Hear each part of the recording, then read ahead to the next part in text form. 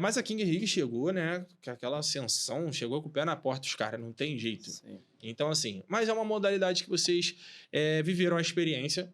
Não viveram tanto quanto outros meninos que eu trouxe aqui, outros atletas que eu trouxe aqui, né? O Luan chegou depois e o Iago começou e depois saiu. Mas, cara, eu queria começar com o Iago agora. Iago, foi uma situação bem delicada que você viveu pela Loud, né? A Loud acabou ficando em último lugar e eu queria que você falasse um pouquinho dessa experiência. Como é que foi para você tanto viver a competição em si, né, de forma estrutural, e depois, né, essa vivência que você teve dentro de campo, que não foi das melhores. Eu digo não o Iago em si, mas eu digo o grupo, né, o coletivo, vamos colocar assim, porque faz parte, cara. Projetos são assim. Confiou no projeto, às vezes dá certo, às vezes não dá. Então, tipo, como é que foi para você lá? Então, irmão, foi uma experiência, vou te falar, uma das melhores que eu vivi, assim, no futebol, né, irmão? E poder estar participando da Kings League hoje, ali a gente sabe a dificuldade que é, sabe o nível que é a competição, para mim foi muito gratificante. E, cara, a Loud em si, a instituição Loud, irmão, em si eu não tenho o que reclamar, né, irmão? Os caras ali são fenômenos, desde o Coringa até a galera que trabalha na faxina na organização ali da instituição. Estruturalmente falando também, pô, top demais. Questão de elenco ali, irmão, foi como eu falei aqui um pouquinho antes, né, irmão? Tava sendo tudo muito novo para todo mundo. Eu acho que só a G3X E a Fúria que já tinha uma tinha experiência na modalidade, né, irmão? E todos os outros times foram ali se adaptando à forma de jogar, né, irmão? Só que a Loud eu acho que foi um pouquinho atrás pelo entrosamento, né, irmão? Porque eu particularmente não conhecia ninguém, tirando o Rafa Neguinho ali. Conhecia um ou outro de ouvir falar o Isaú, eu conhecia do X1 ali, das lives ali do Neysiva, da galera lá de cima lá, né, irmão? E tiveram alguns times que tinham um entrosamento muito forte, né? Exatamente. A G3X, eu acho que depois foi provado também o Dendele, que pegou praticamente o time inteiro do Corinthians, que já joga junto há 4, 5 anos. Eu não sei como faz diferença, ali né? a questão do draft, mas eu acho que a Loud ficou um pouquinho atrás nesse quesito, porque assim, irmão, não tô falando individualmente de cada atleta, entendeu? Mas tu ter o mínimo de entrosamento, isso conta muito, né, irmão? Até o Maurição acho que foi um pouco pego de surpresa quanto a isso, porque tu gerir uma parada do zero e dar resultado assim imediato é complicado. E tinha a questão de treinamento também, que eu acho que era 2 dias na semana, né? Eram 2 dias na semana que tu tinha que treinar e tal, e a galera foi se adaptando ali para ganhar mais dias, e a competição já na porta. Então era tudo muito rápido. E muito novo também, né? E diferente. É uma modalidade que tem regras diferentes. A questão do draft, você conta com a sorte e com um scout bom. Exatamente. Às vezes o scout pode ser bom, mas a sorte não estava do teu lado. Aí eu quero draftar o Luan. Mas aí, pum, vem o pai da batida. Pô, querendo ou não, hoje o Luan tá no nível acima, tá ligado? Porque eu parei. Se eu tivesse jogando ainda, eu estaria muito acima dos dois juntos, tá ligado? Mas assim, acontece, né? Acontece, irmão. Eu acho que assim, a gente ficou um pouco atrás nesse quesito, né, irmão? E de repente, se fosse no 7, pô, a gente conseguiria encostar um ou outro ali. O Maurição com certeza iria tirar as cartas da manga, iria resolver a situação. Só que a modalidade em si, irmão, ela é complexa demais, irmão. Acho que envolve todas as modalidades em um só espaço, né, irmão? Tem impedimento do campo. Tem um campo maior do que o tradicional do fut 7, né? É um pouquinho mais largo, né? O gol é maior. O gol é mais largo. Tem a questão do 1 para 1, 2 para 2 ali, do escalonado. Então, a grama é diferente. É sintética, mas é diferente. É tudo muito diferente, né? Tipo, tu tem que ter uma composição de atleta com diferentes vertentes, né, irmão? Pô, o Luan, eu tenho que contratar o Luan pensando no 1 para 1, entendeu? Porque eu sei que ele vai me dar resultado ali no escalonado. Pô, o Iago eu já tem que pensar no modo geral de jogo, tipo assim, na organização ali do 6 para 6, entendeu? Então tu tem que ter várias qualidades em vários jogadores diferentes. E eu acho que a Loud não conseguiu entrelaçar isso nos atletas, entendeu? Tinha jogador ali que jogava na mesma posição, pô, conhecia o Luquinha de jogar contra, mas nunca tinha convivido com ele, jogado junto. Que é um jogador acima da média. Extraordinário, entendeu? Então, acho que a gente meio que, ao decorrer da competição, a gente até ganhou do Fluxo muito, muito bem, mas eu acho que, no meu ponto de vista, não foi aquele jogo que Talvez enganou um pouquinho ali na situação, a vitória esconde né? muita Escondeu coisa, um né, pouquinho, irmão? né? Mas não é aquele jogo que convenceu, entendeu? A gente ganhou bem, ganhamos de 8-4. Mas a jogabilidade em si, a gente que tá ali no campo, a gente sabe que a gente tá um pouco capenga, a gente aproveitou as Talvez oportunidades. pegou o fluxo num dia ruim, Jogo. né? Exatamente, Ainda numa falta de exatamente. entrosamento, né? E aí, irmão, consequentemente com as derrotas, a cabeça começa a pesar. De repente, alguns atletas não têm o mesmo discernimento ou a mesma tranquilidade de encarar o momento. E as coisas não andaram, irmão. Mas foi uma experiência incrível, irmão. Ali eu tive bastantes aprendizados até em cima da derrota também. Poucas vezes, se eu me lembro, eu vivi uma situação dessa, né, irmão? Porque foi como eu falei, eu tive a oportunidade de jogar nos melhores projetos, nos melhores atletas do meu lado, então poucas vezes eu tive essa sequência de derrota, né, irmão? Mas eu encaro isso como um aprendizado, espero voltar mais vezes também, poder mostrar também tudo aquilo que eu deixei a desejar também, entendeu, irmão? E é isso, irmão, é isso. Show de Vem bola. acompanhando os amigos aí Não, também. mas é maneiro tu falar assim dessa forma, porque foi o que a gente falou também, né? Acaba que o coletivo destaca pouco o individual também, né?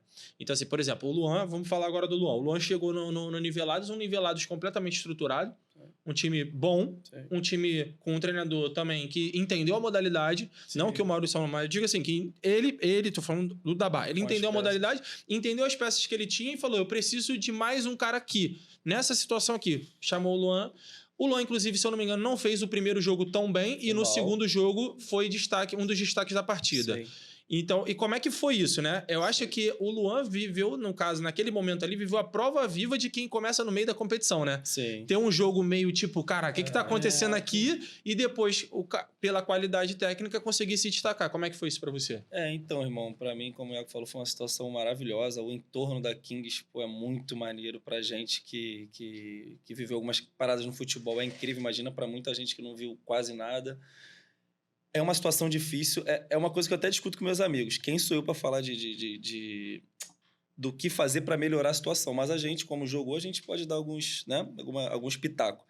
Eu acho que essa pressão de 3 wildcard dá muita pressão pro wildcard. Irmão, a gente é acostumado com pressão. Qualquer futebol, qualquer esporte que eu Iago, a gente que está no nível legal há muito tempo, a gente tem essa pressão e vamos lidar com a pressão. Só que, vamos lá, vamos supor, são 12 times. Todo o campeonato da Kings League vão ter os 2 últimos lá. E os 2 últimos, os wildcards vão ser cobrados ao ponto de ficar aquele troca-troca. Entendeu? Então sempre vai ter aquela cobrança no wildcard muito pesada e também nos draftados. No momento que a situação é igual da Loud. A situação tava ruim, os moleques são draftados, não são aqueles moleques que vão falar assim, pô, mano, vou bater no peito, vou resolver a parada, pô, tá uma situação ruim. E tá uma pressão dos 2 lados. Para mim, um caminho que seria legal, que você consegue ter uma como que eu posso dizer? Um padrão ali de jogo. Um padrão melhor para o cara, vamos supor, o treinador da BA. Pô, eu tenho 6 jogadores. Então vou adaptar os meus 6 jogadores pro 6x6, pro escalonado. No caso, 6 Wild. 6 Wild Card. Entendeu? Que eu acho que aí você teria mais um padrão e controle do seu time. Irmão, esse Brasil é imenso, tem muito jogador bom. Vai ter 6 wildcards em qualquer time? Bom, vários. Eu acho que aumentaria o nível. E também os draftados... Não deixaria de dar oportunidade para os draftados, no caso. Eu acho que poderia ser assim, sei lá, no momento ali consegue trocar... Tem que ter pelo menos os 3 jogando. Mas que dentro do jogo você consiga trocar o seu wildcard para não ficar uma pressão imensa. Então talvez ter uma regra em que obrigatoriamente que você possa montar o seu time, Sim. mas que em algum momento do jogo obrigatoriamente tenha que ter os draftados. Que seja 10 Como se fosse aquela competição do Desimpedidos. Tipo assim, que eles têm uma regra que durante o jogo... No caso, assim, não é igual, mas assim, eles têm a regra, né? Que, como era um campeonato de influenciadores, esse ano, no ano passado que eles quiseram mudar para influenciadores e jogadores, eles botaram uma regra que obrigatoriamente tinham que ter 3 influenciadores em campo. Mas os outros 4 pode ser qualquer jogador, entendeu? Ele fica alto. Fica alto. Sim. Irmão, é como o basquete. O basquete também tem os seus drafts, mas os drafts, eu acho assim, tá? Não é criticando, é muito bom jogar da forma que é. Mas a gente tem que sempre pensar no melhor. Os draftados não podem ser mais do que o wildcard, porque senão o nível fica para baixo. Não é porque os draftados são ruins, não, mas são a maioria. Mas naturalmente eles se botam abaixo dos wildcards. Também, eu vejo uma diferença enorme. E naturalmente acontece isso, por quê? Porque o draftado, ele tá ali por uma escolha aleatória da organização. Ele não tá ali por uma escolha do treinador que escolheu isso. eles estarem ali participando do draft e definindo o nível deles. Já que é assim, então, no meu caso, pensando, seriam 6. Vamos supor, o Dabá, o treinador. Pô, eu preciso de 2 fixos, eu preciso de um cara do meio, eu preciso de um Luan que casa com o jogo do Choco, que casa com o jogo do Léo Gol, e assim ele consegue moldar mais. Agora, 3 num jogo desse, dá, mas tu depende muito mais do wildcard que você não conhece. Se fosse dos draftados. Dos draftados. Perdão, se os draftados fossem as pessoas, a grande maioria ele consegue tirar muitos do draftado, pô, beleza, consegue casar ali. Às vezes joga A na maioria mesma posição. a maioria dos wildcards falaram sobre isso. Inclusive, um dos que falou foi o Lipão também, né? Que é um dos principais hoje da modalidade. Ele falou que tem essa dificuldade realmente, né? De quando você tem somente 3 wildcards, os draftados, eles vão... Na real, por ser uma maior quantidade, você precisa muito mais dos draftados do que dos wildcards. No caso do time da Fúria, por exemplo, vamos dar o exemplo do time da Fúria. Se os draftados não forem bem no X1, X2 e X3, a partir do X4 começa a nivelar. O jogo igual. Começa a nivelar. No caso deles, eles têm o principal hoje do X1, que é o Lelete. Sobra. O Fluxo, por exemplo, tem o Bolt. Eu acho que são os 2 principais. No X1, acho que são os 2 principais. Mas assim, se eles não se destacarem ali, depois começa a nivelar. Começa a nivelar. Aí você conta com quem? Com os draftados. Sim. Porque aí vai ter Lelete, Lipão e Jefinho, acabou. Depois entram os caras que foram escolhidos no draft, né? Pensa até um pouco mais além, irmão. Eu não sei se eu vou conseguir ser claro, mas assim, irmão, quando tu bota 3 wildcards super faturados, que no caso, graças a Deus, a maioria dos wildcards são super faturados, né? No caso, até financeiramente falando. Mas assim, para contextualizar, são caras que têm um nome muito grande na modalidade. Muito grande, são super valorizados, tá? O tratamento é super diferente, porque, obviamente, os wildcards são responsabilidade do treinador, da instituição. E os draftados são da federação, né? Da competição. Mas tem... Tu acompanhou aí de perto, o Luan jogou. Todo mundo, se não percebeu, vai perceber que tem muito draftado também que são melhores que os wildcards. Tem, pô. Mas aí tá ganhando, de repente, 1.600 e o wildcard tá ganhando, sei lá, seus 5 a 10 mil. E ao mesmo tempo tem draftados que talvez pela questão do... Cara, tiveram acho que 2 draftados, se eu não me engano, que não tiveram nenhum minuto em campo. Entendeu? Faz diferença numa competição longa, muito. No meu porque time se o cara não entra, é porque o cara não tem capacidade técnica e tática pra estar jogando. Eu achei até legal que o Coringa jogou um tempo inteiro e não comprometeu. Não comprometeu. Pô. Ele teve uma oportunidade, inclusive, de fazer um gol, poderia ter mudado o jogo, tá ligado? É um cara que tá no nível dos draftados, vamos colocar assim, entendeu? Só que aí entra a questão que o Luan tá falando, né, irmão? Se o draftado é a maioria, se eles se reunirem e falar, irmão, não vamos jogar, ou então, pô, eu tô correndo pro Luan aqui, eu acho que rola uma vaidade mais sem querer. É vaidade natural, eu natural. até digo que é natural do atleta, irmão. Ele se valorizar. Aí, tipo assim, ainda mais talvez um time que tenha que ficar mudando o tempo inteiro, né? Entendeu? Toda hora muda de wildcard, toda hora inscreve e tira, inscreve e tira. Pô, o cara tá tirando, tá botando um monte de gente e a gente que tá aqui pra jogar e os caras não dão moral pra nós. Natural, tipo, entre aspas, pode acontecer. São 10, né, irmão? Nós somos 3, eles são 10. Entendeu, irmão? Então, não, resolve o problema de vocês, cara. Se inscreve pro draft, tipo... tipo assim, irmão, querendo ou não, é uma diferença absurda dos wildcard com os draftados. Eu acho que dava pra parear ali, entendeu? E eu acho que uma dessas formas nivelar de 6... mais, né? De 6, o cara consegue ter controle absoluto pelo time. Eu acho que isso vai atrair até mais pessoas para investir. Porque, vamos lá, se eu sou o Luan, tá? Tenho muito dinheiro, quero investir na Kings League, lógico, é convite e tal, beleza, quero investir. Pô, vou citar o Daniel Trajano, que é um cara que, pô, é super competitivo, não joguei com ele, mas, assim, as histórias tu vai escutando, o cara quer montar o time dele, irmão.